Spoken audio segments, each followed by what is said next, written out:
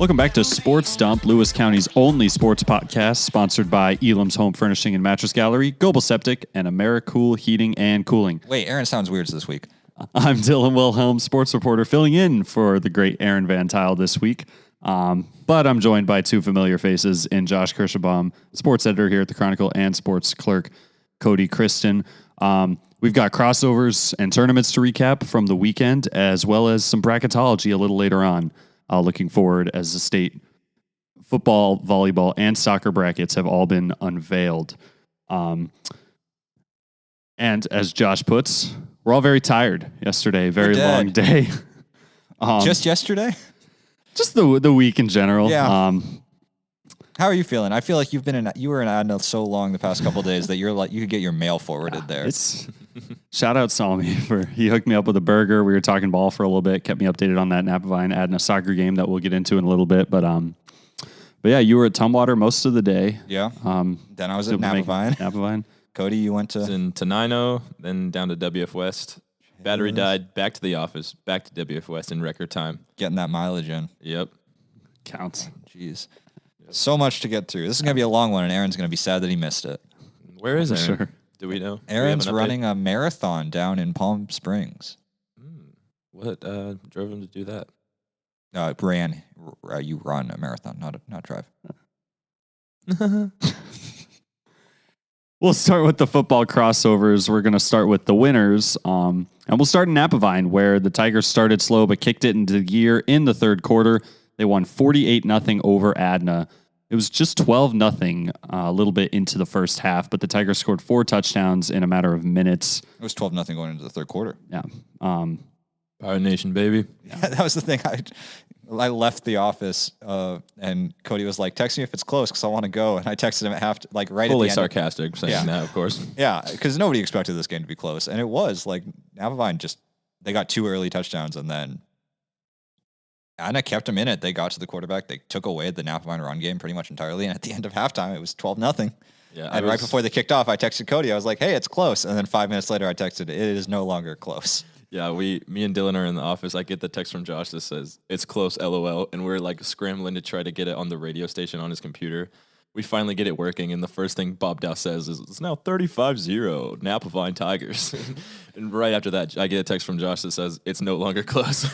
Yeah, they had, Napavine got the ball, they ran down the field, they got a touchdown, they got an interception, they got another touchdown, they got another interception, they got another touchdown, then they got a third interception, and they scored, 28 points in 7 minutes to just kind of run away with that, so. Tough. Yeah, I mean, good showing for Adna. For like the first half, Aaron Cochran was happy with how they played. Josh Fay was really complimentary of how Adna played. It was one of those where it was 12-0. It wasn't that close because Adna could do absolutely nothing offensively, and it was like pretty obvious they weren't going to score. But 2 touchdowns there for a while, like, yeah. And then Napavine did the Napavine thing where you can't keep them down for 4 quarters pretty much. Yeah. Does the future look bright in Adna football? I mean, maybe. They are going to have to replace a few pieces, but they got their new quarterback. They got some guys up front coming back. The defensive stuff looked good, and obviously, like the read, like kind of the dig on Adna last year was kind of toughness and strength, and you go toe to toe with Napavine for 2 quarters, and you come out not too bad out of that. That's pretty tough right there. It doesn't get tougher than that, pretty much. Under 20, that demands respect, man. Yeah. Ashton Demarest led the way for the Tigers with 4 touchdowns and 276 total yards. He had 5 completions, and 4 of them ended up in the end zone. Connor Holmes had the big game. He had a pick. He had 2 receiving touchdowns. He had a rushing touchdown. James Gross had 2 interceptions. Yeah. Their athletes on the outside are just something else. And later on, we'll touch on where they're seeded and who they're playing in the state tournament. We'll move up to 2A. WF West got out to a big lead over Hudson's Bay. Kind of cruised to a 35-14 win. Kody, you were out there. Mm-hmm. Yeah, I saw just Hudson's Bay, which I heard was predominantly a running team, just couldn't move the ball at all. And the WF West defense looked great stopping their run. It seemed like most of their efforts to run the ball went backwards. And it actually, Hudson's Bay almost made it interesting around the third quarter. It seemed like WF West kind of went into autopilot a little bit and we're trying to just breeze to the win. But Hudson's Bay scored and then 3 and out, scored again, and then got a turnover and like a 60-yard run that was almost a touchdown, and if they would have scored, they would have been down by 2, like or down by 2 scores, like at the start of the fourth, whereas previously it was 35-0. So an interesting shift there. A lot of momentum was going towards Hudson's Bay, but WFS was able to stomp that out and keep that up from happening. So the big story out of this one, and Kody got some really incredible photos. Those were great, and you'll be seeing them online. The big story out of this one, WFS got these new black jerseys, and I don't know how I feel about them. My opinion, hard. I think they're awesome. I also like them based on first glance. All right, we'll see if they're Josh good is a luck. skeptic. I'm a skeptic. Yeah. We'll get on their seeding. They probably won't get to wear them in the first round, but we'll see what happens. Then sorry, go for it. No, Bearcat defense allowing just 83 total yards. Gage Brumfield, 237 total yards offensively for the Bearcats, 4 total touchdowns. And Declan McDonald, 80 yards on the ground, 98 receiving, and a couple touchdowns. Was that the one where you got the photo? Mm-hmm. Yeah. Dog. Yeah. Declan. Go back to Friday now. Speaking of dogs, we got Rodrigo Rodriguez and Ani running for over 240 yards, 3 touchdowns, most of them going to the left, I heard. All of them going to the left. That was my lead at this story. Like everybody jokes about Ani has the one-dimensional offense, but they got a couple weapons. They can go a couple different ways with, Caden Mazingo, Rodrigo Rodriguez, even Blaze Underhill, Nick Rushton. This was just, it wasn't quite one play, but it was one guy going behind one side of the offensive line. He scored 3 touchdowns. All 3 of them went to the left on wide runs and pitches. Those 3 plays, I don't remember. I think his 3 touchdowns, one was 70 yards, one was like 45, and I think one was like 65. He had 180 yards, 170 yards on 3 carries. You take those plays out, and they average like 3 yards a rush. But that's all they're trying to do. That's right? really all they're That's trying to their offense, do, right? yeah. It's you're not going to stop them that many times in a row without them breaking off something big. And just defensively, like it was kind of like it was a little better than Edna against Napavine, but it was like once Ani hit 20 points, Forks wasn't going to score 3 touchdowns on that defense. Mm-hmm. Ani's got the defense; they have the offense to wind clock when they have the ball. Like you need 3 touchdowns, and when you play Ani, basically the first to 3 touchdowns is going to win, and that's what happened. Kody, I believe it was you that Rodriguez all-area MVP It's looking good. projection. It's looking real good. He didn't win league MVP, which I don't know. I know Aiden Brown's pretty good, but I do think he was snubbed. Are you saying that there's a little bit of conflict between Kalama and Onalaska? We're going to get into that. What? Did they not like each other? No, right? What? Who said that? We'll actually touch on Aiden Brown in a little bit as well, but first we'll touch on Mossy Rock, who returned to the state playoffs. 62-0 win over Northwest Christian, who went unbeaten as a 6-man team. Turns out this year. that 8-man football might be different. Who could have known? Shout out. Who are we shouting at? Shout out everyone who tried to tackle Marshall Brockway. 100 yards, a touchdown, including one that just, the poor kid. There's a photo on chronline.com with that article where Brockway's running it in, and the kid he trucked is just on the ground looking up at him. And I want to know the line of thinking of here's a team that doesn't have enough players to play 8-man football. So we're going to have them play 6-man football, and they're really good at it. And their reward is getting to play 8-man football against one of the best 8-man teams in the state. Like, how did you think this was going to go? How many 6-man teams are there in the state, though? Not that many. Yeah. But, like, Who else there's would a they play? reason they're playing 6-man football. You said they had 12 guys. They had 12, maybe. Yes, 12. Because I think I texted you 11, and then there was like an extra kid that came out of the locker room late at halftime. They were undefeated in 6-man? Yep. So shouldn't they, by crossover rule, play the worst 6-man team then? You would think they should just And go to 6-man state? They should have a 6-man tournament, right? Like, that would make more sense than this. That would be sweet. Also, they had 12 people, and this was an 8-man game, so I know that they did not end the game with 12 healthy players. They could play the 6-man tournament at like the Spokane Arena or something. Play some arena football. That would be Put them way on a cool. 50-yard I would sell field. tickets, That yeah. would be way cooler. Yeah. And just the poor, that's a cool field at Mossy Rock, but in a torrential downpour, that visitor's sideline is just a mud pit. geez. It's just Yeah, the straight mud. second base. Yeah. Yep. Man, we're really bouncing around the classifications here. Absolutely. We're going back up to 2A. Ooh. Tumwater blew out Ridgefield 55-13. They were up 55-6 at half, and then all the JV players went in and played the second half. Matt Beatty was there for us. He's got a story and a recap online. Peyton Davis, 118 yards, 2 touchdowns on the ground. Ethan Kastner, 164 and 2 through the air. He was like 8 for 10 passing. His completion percentage this year is like 80%. It's insane. Yeah. Impressive. It was a day for big plays for the Thunderbirds as 6 of their touchdowns went for 35 or more yards, including a 97-yard pick six by Dane Iverson. It's really great to see Iverson have a game like this and have a season like this. I think he's pretty sure he's a senior. He's either a senior or a junior, and he's played every single one of his varsity seasons has ended in injury within like the first 4 games. He's kind of doing the Michael Penix thing where this is like his first full season, and like coming into the season, Willie Garrow was like, this is going to be the guy who leads our defense, and we just need him to stay healthy, and it's really cool to see that happening for him. And he's making plays. I think this has got to be at least his like 3rd interception as a linebacker, which is pretty good. He's balling out and making Caleb Williams cry. Caleb Williams on the sideline hugging his monitor, being like, man, Dane Iverson really bullied me today. Probably crying after he watched that defense. Josh, Go for it. Josh mentioned bouncing around the classification ladder. We're back in 2B. Toledo was down at half against RSB, but they came back to win 36-14, clinching a state berth and proving Pete Carroll right in the process. Can you win a game in the first quarter? Yes. No. Napavine does it every week. No. I wouldn't hit the hub button. No. I was going to try to find the sad trombone button, but I don't know which is which. Cody. But yeah, can you win a game in the first quarter? No. Can you win a game in the second quarter? No. Can you win a game in the third quarter? No. Can you win a game in the fourth quarter? Hell yeah. I don't agree with Pete. It was 14-13 at halftime, something like that, 14-7. And yeah, Toledo just dominated the second half. Ethan Carver had a huge night. He had 226 rushing yards.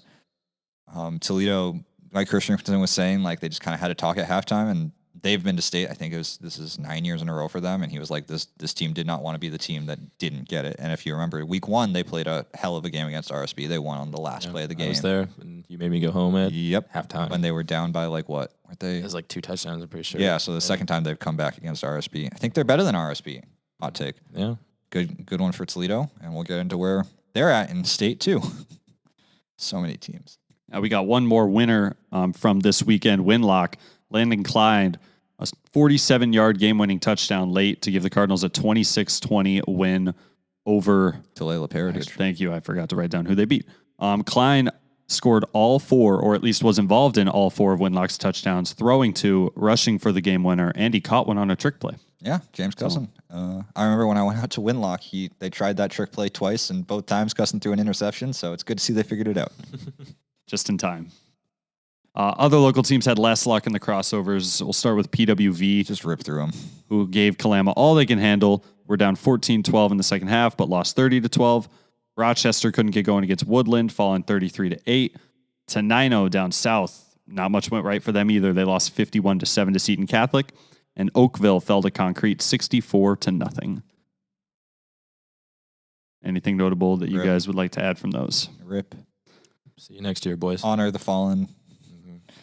You know, should I open tabs up on the computer again? The whiteboard is the names on the whiteboard shrink by the week. Yep, down to just a couple. You know, got to be someone. There's a joke into the ad read, but I'm just gonna let Dylan go for it for his first time.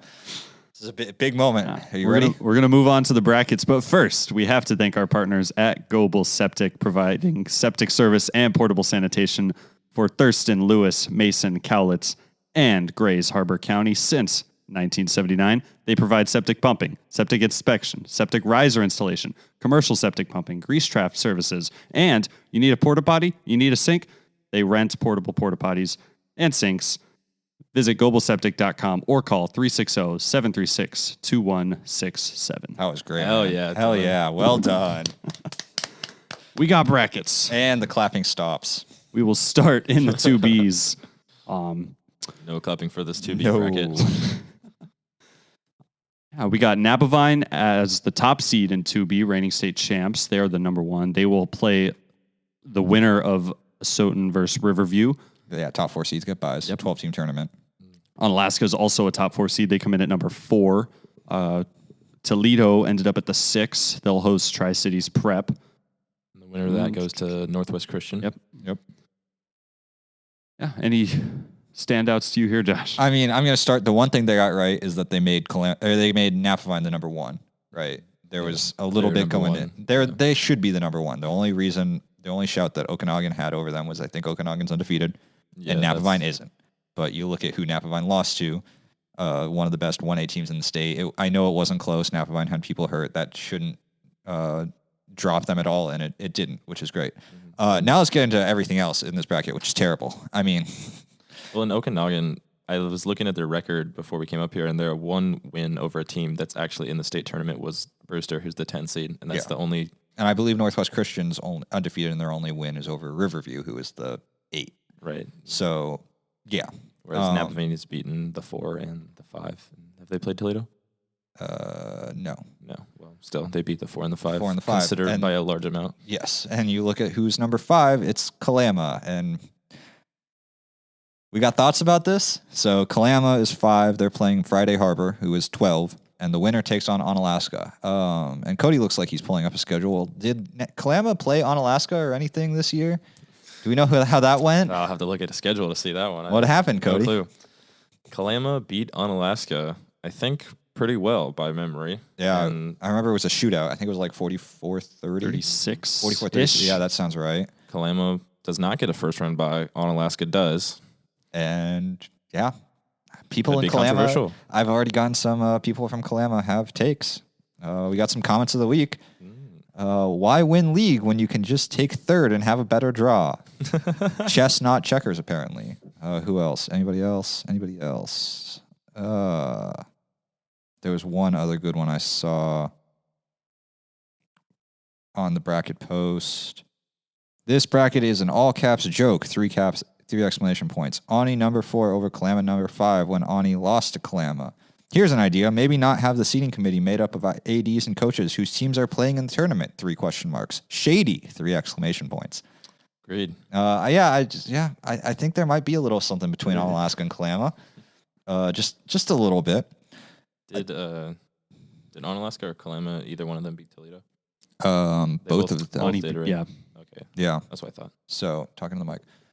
My bad. No, you're good. You're good. I'm not used to having the actual nice setup, sorry. And a headset. Yeah, now with Aaron out, Kody gets to move up a spot. And he's at the main table. He's at the main table. I am at the table. But yeah, so first of all, there's Kalama being behind Ani, which people have thoughts about. I think they're too, it's a little bit of the Oregon-Washington debate, right? Like, obviously, there's that head-to-head. Both those teams are really good. Like, 4 and 5 feels right, and it's just kind of a matter of how they get flipped. And really, the difference is which do they play a neutral site in Cowlitz County or Lewis County? Like, is it going to be at Centralia College or is it going to be at like Kelso? Like, that's really what we're figuring out here. The other part of it is Kalama is going to beat Friday Harbor. That's going to happen. One of those teams is going to play Ani, and the winner of that's going to play Napavine. Like, what are we doing here? Meanwhile, we'll have Northwest Christian and Okanagan most likely on the other side of the bracket. Toledo. That's the thing. If I'm Mike Christensen did something good to get this bracket karma because Toledo, first of all, they get to host number 11 Tri-Cities Prep. That game will probably be in Kelso. You got to feel good about that. Mm-hmm. And then there's always that top 4 seed that isn't District 4, and this past year isn't Okanagan. This is the second year in a row that team's lined up with Toledo. Last year was Chewelah, and that one, admittedly, Chewelah turned out to be pretty good, and they won pretty handily. But Northwest Christian, they're undefeated. Their resume is not anything like what Toledo has been packing, or Napavine, or Onalaska. Like, I'm licking my lips if I'm the Riverhawks right now. They got to feel really good. And then you get through that, and sure, you got a crack at Okanagan. Who knows? But yeah, the fact that there are 4 District 4 teams, and 3 of them are on one side of the bracket, and there's an entire quadrant that doesn't have anybody from District 4. Like, we could have done a whole lot better than this. There's a good probability that, like it usually happens every year, that the Final 4 will be 3 to 4 2B teams that are within 20, 30 miles of each other. Exactly. Right here. So that's how it goes every year. Yep.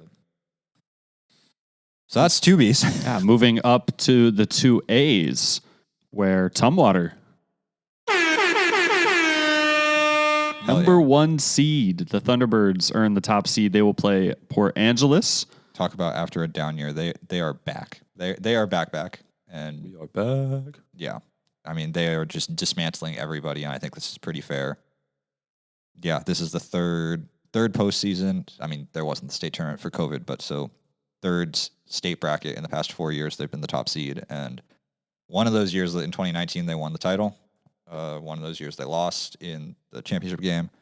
Last year, obviously, they had their down year, but man, you look at that. They just got so much. Their line's working. Their tailbacks they got like 6 tailbacks who are all averaging like 10 yards a carry, and they just rotate through them. They got a quarterback who, as we said, has like a 75% completion percentage because they're only asking him to throw the ball like 10 times a game, and they're all easy because their run game is so good that it just sucks the defense in. And their defense has given up like double-digit points, I think, like twice this season. Like, yeah.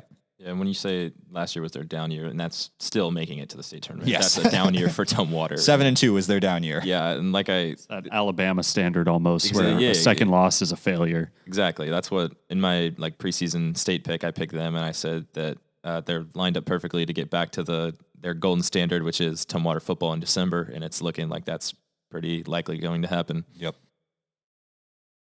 Also in the 2A state football bracket, a little bit closer to home, WF West is the number 11 seed. They will take on Highline. That'll be up north somewhere. What do we know about Highline? Highline is either 8-1 or 9-1. I don't remember if they played a crossover. Their one loss was 42-35 to Kennedy Catholic, which so far as losses go is about as good as they get. Is Kennedy Catholic like a 3A team? I don't see them on the 2A bracket. No, they're one of the best 3A teams. That's where Sam Heward went. And who else did they have? They had a couple others. Did the other Heward go there? They're 4A, 10 seed. Yeah. They're very good. They're on one of the best offenses in the state. They're also coached by former UW running back Deontay Cooper, which is fun. Did they win the 4A bracket tournament last year? Who? Kennedy Catholic? They might have, probably. Didn't Graham Kapowson? Yeah, Graham Kapowson. Was that 2 years ago? Yeah, I don't remember. But a couple years ago, Graham Kapowson went on ESPN and beat a team from Georgia. Or something. That's all I know. The team that had Travis Hunter on him, and that's all I remember is that they won the championship either last year or the year before, and they had a game on ESPN. And they were supposed to get killed. They ended up winning. Oh, I had friends in Georgia who were just like talking shit before that. Georgia? Yeah. Wow.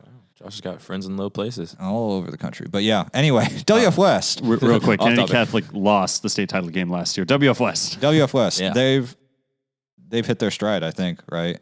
They started off the season, 1-3 because they lost to Ridgefield, which now is looking like their worst loss. Then they lost to Linden, who is number 5, and Tumwater, who is number 1.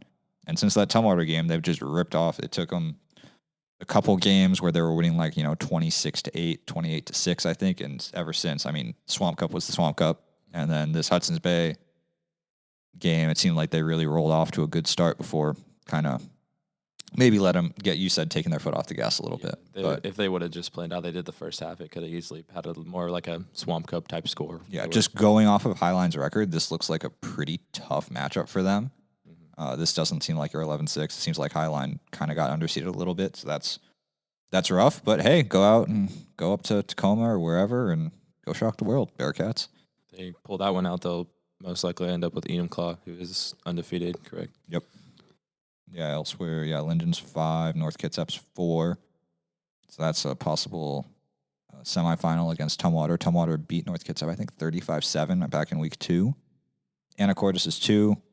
First rule of 2A football is you don't discount anybody from up north. So they're probably pretty good. Yeah. What about 2A East Side teams? Less good. Today I learned that there is a Rogers in Spokane. Yes. They're number 15, taking on Anacortes. That doesn't really matter, but I just think it's interesting. Oh, Washougal from District 4. They got in. They're number 10. They're playing Ording. Ording? Yeah, in Woodland. Yeah. I played Ording. Ording was at our Tenino football camp last year, and we killed them. Must be a little bit better this year. So they must have had a huge turnaround. And then Woodland drew the number 9, and if they win, they'd get presumably Tumwater. All games and set fields to be decided. Also, whether they're playing Friday or Saturday. I would guess that Tumwater hosts its own game because it can. One of those days. To the 1Bs. To the 1Bs. Mossy Rock earned a first-round bye. They are the number 3 seed. They will have this week off before hosting either Concrete or Elmira Cooley Heartline. ACH. They've fallen. Remember when they were the best? They were the best 1B team in the state for a little bit there. They won a state title 2 years ago, I think. And Winlock rounding out the 12-team bracket as the number 12 seed. They will head to Nia Bay, and if they win, they will head to Liberty Christian. Does Winlock have any chance to make it some noise in the 1B bracket? It'll take a lot. Yeah. This podcast is sponsored by Elam's Home Furnishings and Mattress Gallery, located at 1530 South Gold Street, Centralia, Washington. Kody, how's your furniture looking? What? I mean, Yes, Not I read that- the address no. before asking you the question, but not that I don't want to go to Elam's, but now that I am off of the white plastic Lifetime table and up here with the big dogs on the wooden table, I'm feeling pretty great about my furniture up in the office. all right. Well, when Aaron sends you back next week, you can check out Elam's for living room, bedroom, dining room, entertainment, and office furniture and accents to help decorate. Do you think we should move Aaron to the Bills Mafia table when he gets back? Yes.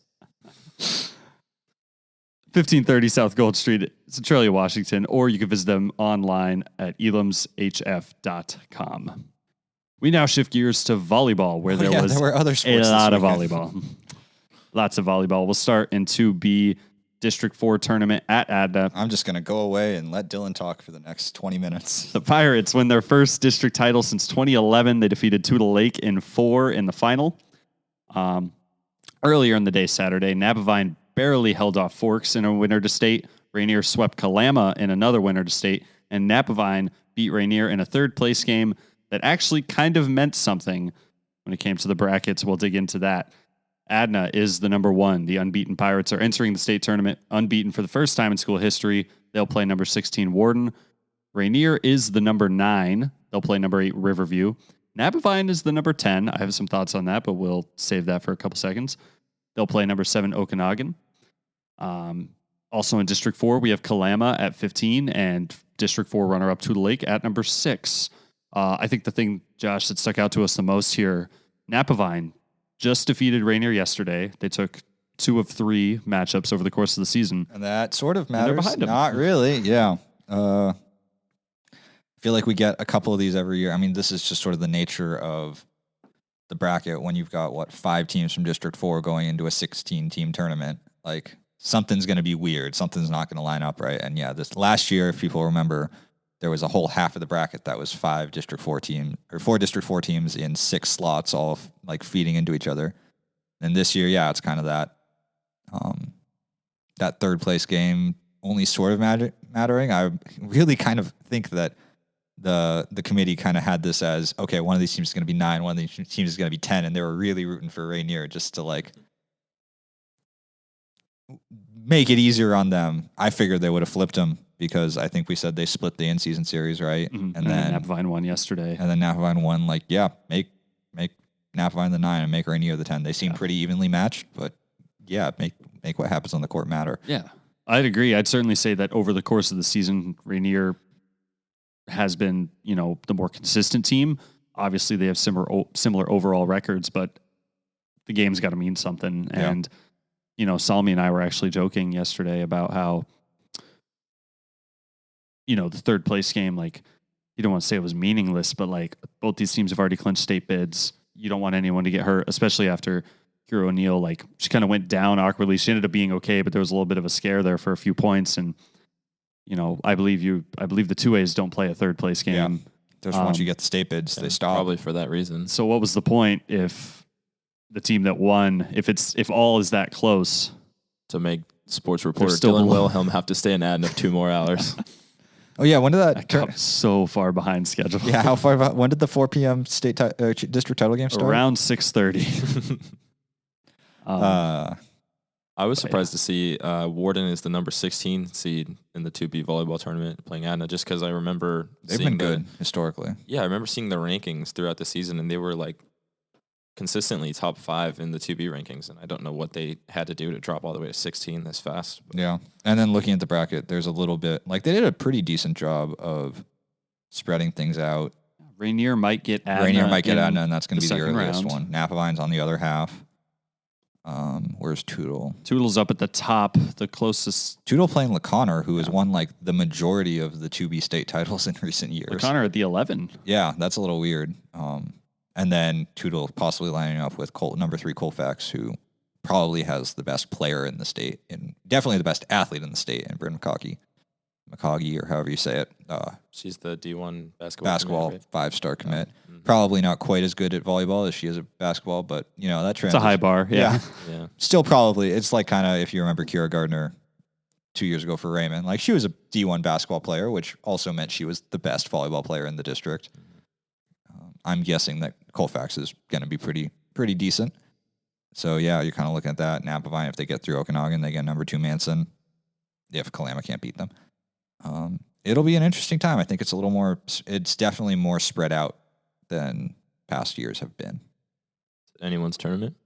Yeah, I mean, you talked to Wendy Dotson a little bit about Adna being the favorites. I definitely have high expectations for this Pirates team going into Yakima. They've been not only number 1 in RPI almost the entire year, but also the coaches poll, which I think, Josh, you'd agree, holds more weight, more at least in our eyes, and I'm sure in the eyes of the coaches as well. And she kind of talked about how, they're going to go in knowing that they have a target on their back, being that top team, being unbeaten, but this team's really good. Danica Hallam, Carson Freeman, Kendall Humphrey, Jaylee Humphrey, Gabby Gard, Krista Shearman. That's just the 6 off the top of my head. And then they got people coming in off the bench and rotating in well and playing well. And I just haven't really seen them struggle at any point this year. And I'm sure they will at some point. Yeah, the one time they got out of district competition was when they played Goldendale, and they just swept Goldendale, who was undefeated easily. I think the storyline for this is, we talked about, it's MUA's tournament. Adna's the number 1 seed, and I mean, kind of the tough truth for the area is this isn't football, right? District 4 honestly has kind of disappointed the past few years. Like, they always get somebody coming in with the high seed. Usually it's been Kalama, but I mean, Kalama came in with the number 1 seed. I think they got 4th last year. Before that, they were the number 3 seed, and they didn't place. Like, they lost in the second round and then lost in a loser out before they could get to the trophy round. Adna got 5th, I think a year after getting 8th. But there's usually the highly seeded teams from District 4 haven't done well. I think Kalama was the last team to win a state title, and that was 2016, I want to say. There's usually one team that comes out of District 4 really highly ranked, and it doesn't go well for them. And it's kind of, Adna's got the target on their back for the first time, and they've also got the target of, can they be the District 4 team that kind of turns it around? All of Lewis County is rooting them on. And we may have mentioned the Chinooks. They got the number 15 seed after winning the 5th place game yesterday. They topped Forks. They're a program in transition, and it kind of shows you how good that program is. That, I mean, most of the time, a 2B team in transition goes 3-10 and misses out on everything. And the fact that they're kind of like where Ani football was last year, with a lot of new faces, not a lot of size, and you still pull out 5th place in districts is something. Yeah, Josh, you were at the 2A district championship. I was. 3rd place and more on Saturday. We'll start Thursday. Tumwater beat Washougal, and Black Hills beat R.A. Long in a thrilling 5-set match in the Tumwater Auxiliary Gym. That place got pretty loud. That was a lot of fun. And then yesterday, Josh, Tumwater lost to Ridgefield and Black Hills lost to Columbia River, but they both bounced back in their winner to state matches. Black Hills topped Aberdeen, and Tumwater beat R.A. Long. It's the first time since 2017 that 2 teams from the EFCO have made the state tournament. Yeah, this tournament went pretty much the way I think people expected. The surprise Saturday, so Saturday was the semifinals, and Tumwater played Ridgefield, and Columbia River played, Black Hills played Columbia River, and the primer on those 2 teams is Columbia River is the 2-time defending state champ. They are undefeated this season. Ridgefield's only losses came to Columbia River and Camas, who is a 4A, and a good 4A at that. Columbia River has Lauren Dreves, who's committed to play for Auburn and has been for the past couple of years, and her sister, Sydney Dreves, who I believe is a sophomore or a junior and will go D1 too. Ridgefield has a girl named Lizzie Andrew, who is 6'5" and committed to Stanford and plays on the U19 national team. And yeah, and they're pretty good. So I think when I Googled her name, a King 5 article was the first thing to pop up about how she played well. I think they won gold. She won gold, I think, at the Pan Am Games. And aside from her, Ridgefield is would, even without her, Ridgefield would have been the second best team in the district. So that's been the past, I think, 2 district title games. That's been the past 2 state title games. Going in, it was their tournament, and everyone kind of knew it. Tumwater didn't know that, and they started off their semifinal, and they took a set from Ridgefield, and they got pretty good looks. They got really high energy, and then Ridgefield was just too much, like kind of you expected.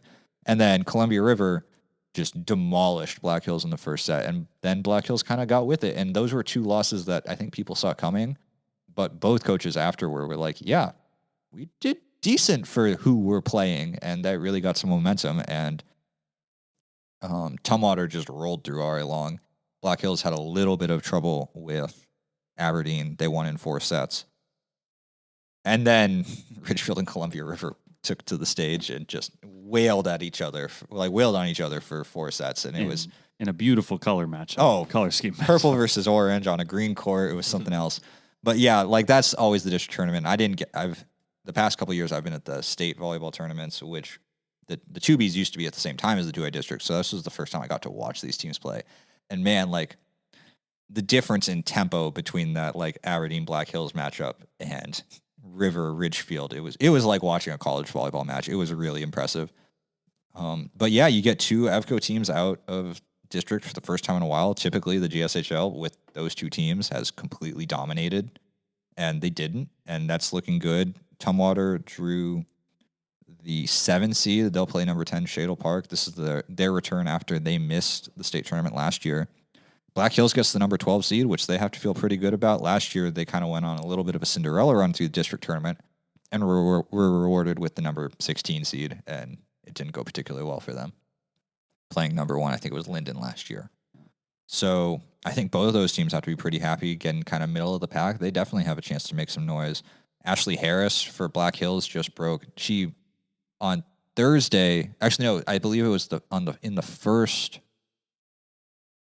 I was told the first game Saturday she broke the Black Hills all-time kills record, and then in the second game she broke the Tumwater School District all-time kills record, which Black Hills' coach was very happy to let me know that she has more kills than both anybody in Black Hills history and also anybody in Tumwater history. That was a bit of a thing there. But yeah, they're going to be good. I mean, Columbia River's number 1. They're going to go to the title game. Ridgefield's number 6. I don't know how that's a thing. They're going to go to the title game. Like it's going to get to the same spot we've been in the past 2 years. But yeah, it'll be, I think we got a chance. Black Hills, I know, hasn't won a game at state in like 10 years. They've got a chance to do that. That'll be a good thing. I think both of these teams could make a run, even, end up on the final day and get a trophy out of it.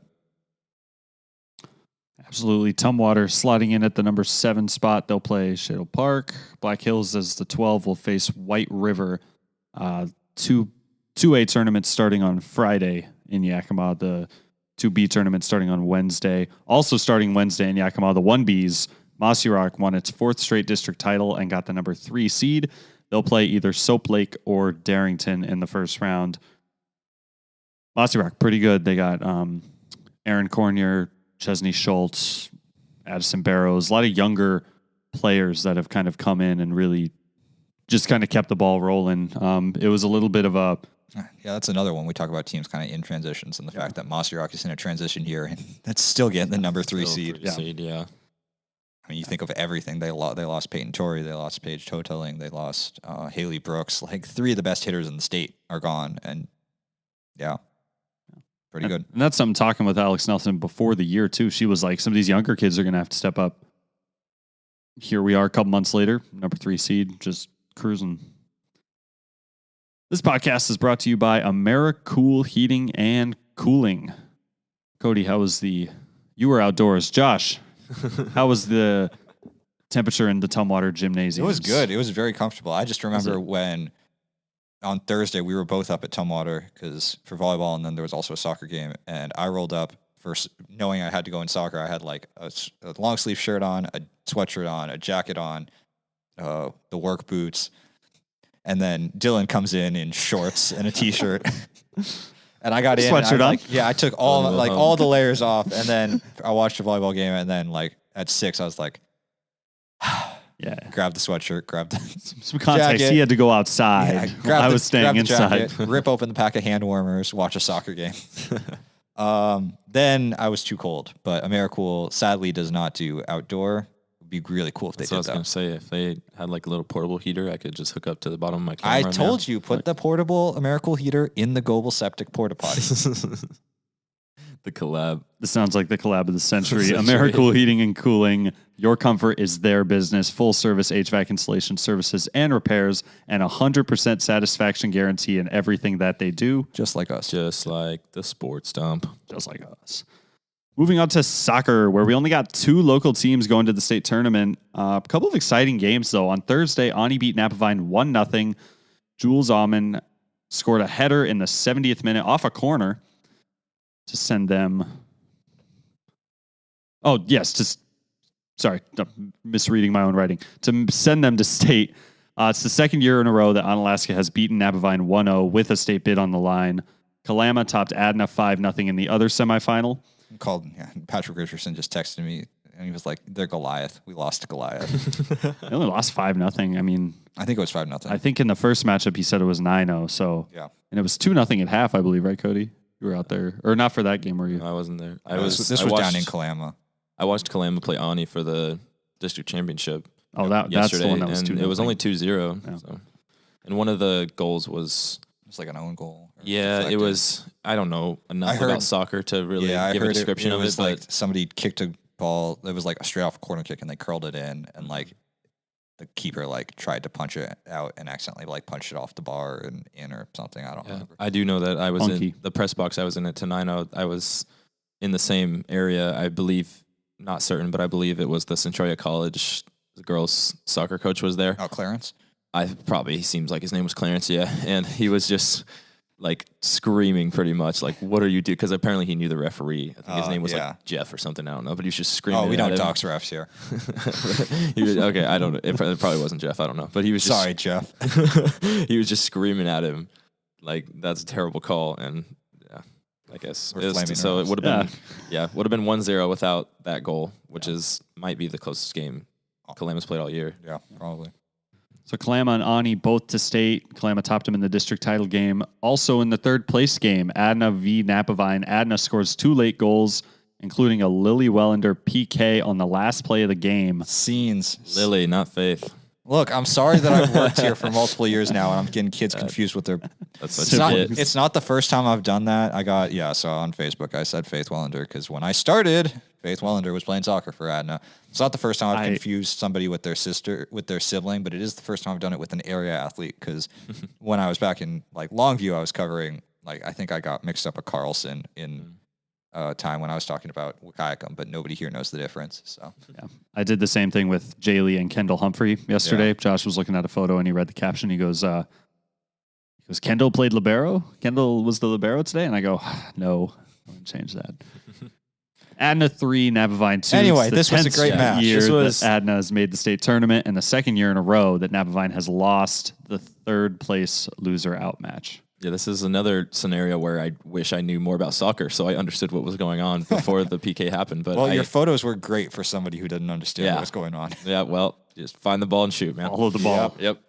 Well, I knew it had to be something good for Adna because the whistle was blown and everyone kind of looked around and the referee signaled a foul. And I just look over at the bench and shout out Patty. I know you listen. Patrick Richardson, just the loudest, yeah, because it was in stoppage time. And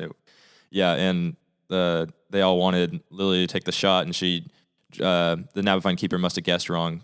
Yeah, I mean, that's all you can do. Like, Yeah, I know. PKs as a keeper, all you can do is guess. That's something I do. Yeah, that think I photo know that about you got, soccer. it looks like she was leaning right a little bit. Yeah, and she was. there's She no guessed way to right, and recover. it was a great kick to the other side, and Looked like it was going upper 90 too. That was a heck of a PK, especially with the state bid on the line. That's like the ultimate. Like, everybody, PKs are always just the most pressure, and coaches are like, you can't like imitate that pressure when it's a game on the line. But yeah, it's like you got the ball, you're 12 yards away from the goal, and it's literally make it and you go to state. right, and that was.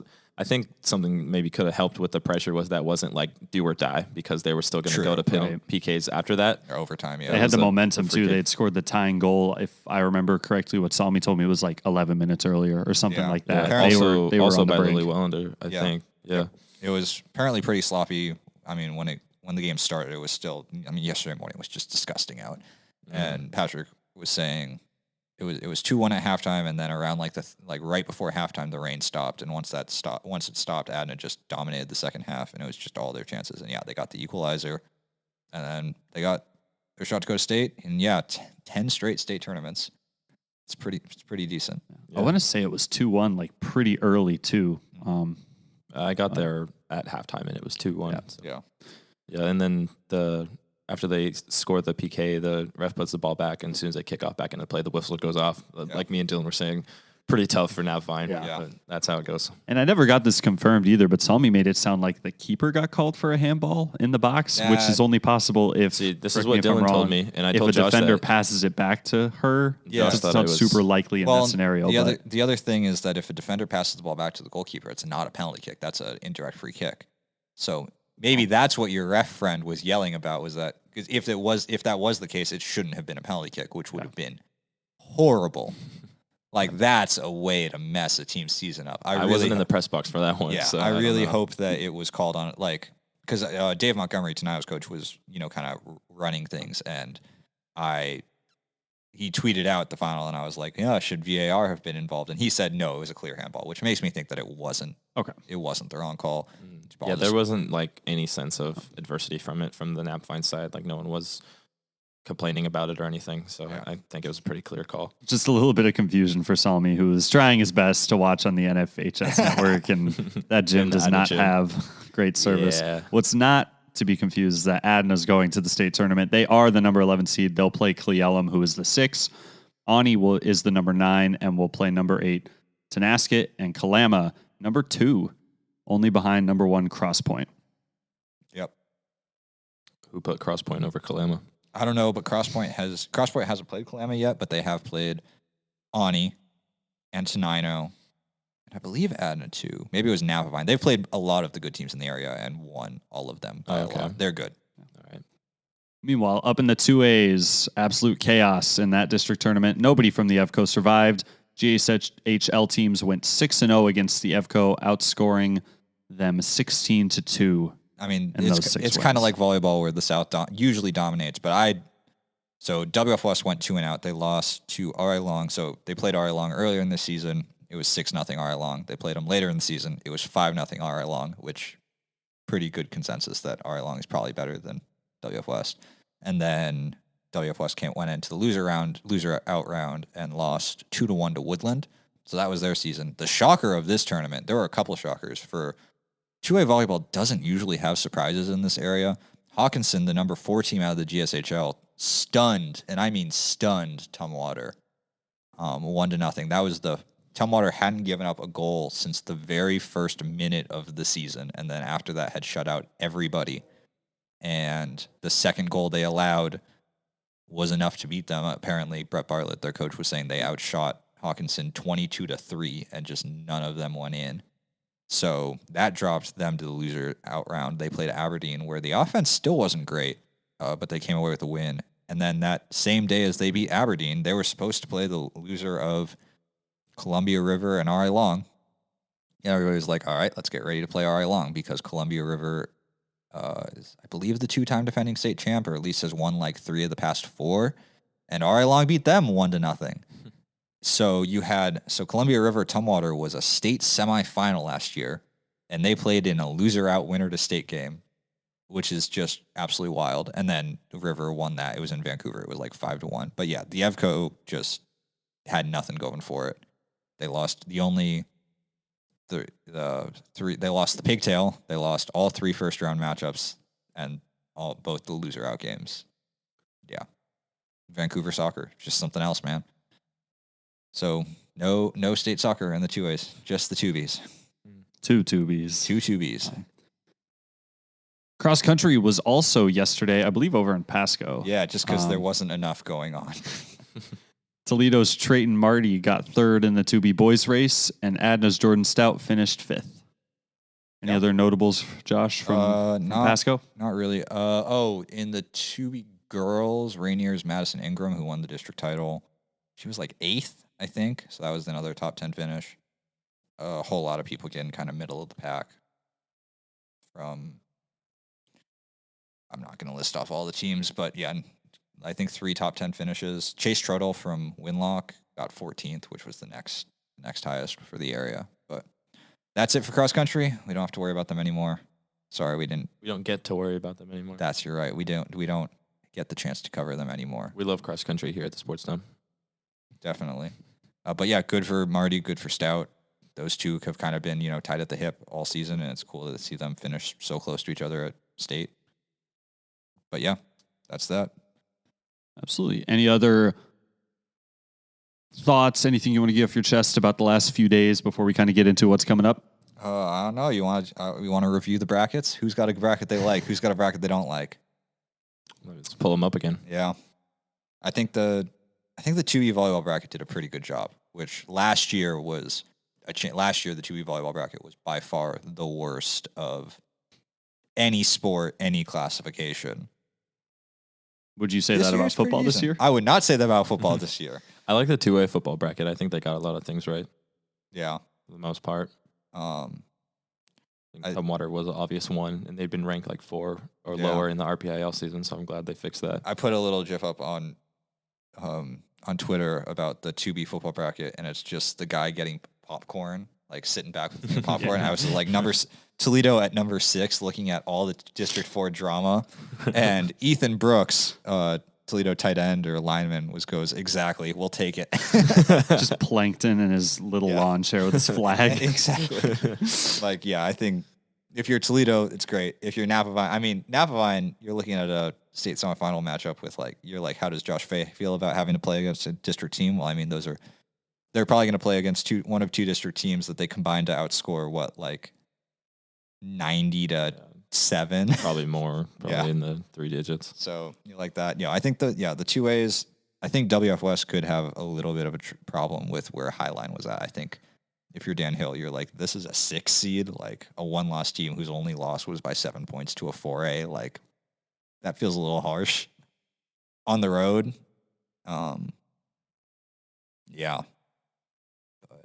then soccer seems fine. So just like one really terrible one. We're just not happy with the 2B football bracket. We're not mad. We're just disappointed. Yes, very disappointed. Kalama's mad. Kalama should be mad. Just double checking. Yeah. If I can click the right buttons. What day are Ani and Adna taking the soccer pitch? They have not decided yet. It'll either be Tuesday or Wednesday. Either Tuesday or Wednesday. 1B and 2B volleyball will be Wednesday, Thursday in Yakima. You'll be there? 2As and 1As will be Friday, Saturday. I will be there for all of it.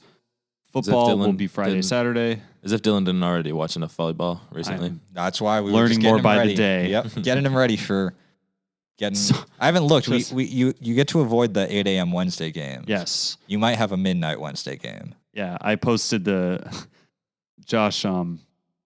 He tweeted out the schedule earlier, Kody, and one of them was like, if they win, I think it was Mossy. He was like, if they win, they'll play at 9 p.m., which we all know will not be at 9. Yeah. And I reposted with the SpongeBob gif of like covering state volleyball at night. But yeah, I'll be in Yakima for all that. I'll have stories and send Dylan your recommendations for Yakima, and don't tell him minors. What? It's a Yakima staple. It's possibly an absolutely mid burger. It's that possibly everyone loves. The most overrated burger that I've ever eaten in my life. It's all about the experience, though. It just is not good. It's not good. Mm-hmm. Yeah. We will have previews of the volleyball tournaments online coming this week, as well as some football games, I believe, and maybe some soccer. And we'll probably be back podcasting once you get back from the Palm Springs of Washington. Here. Yeah.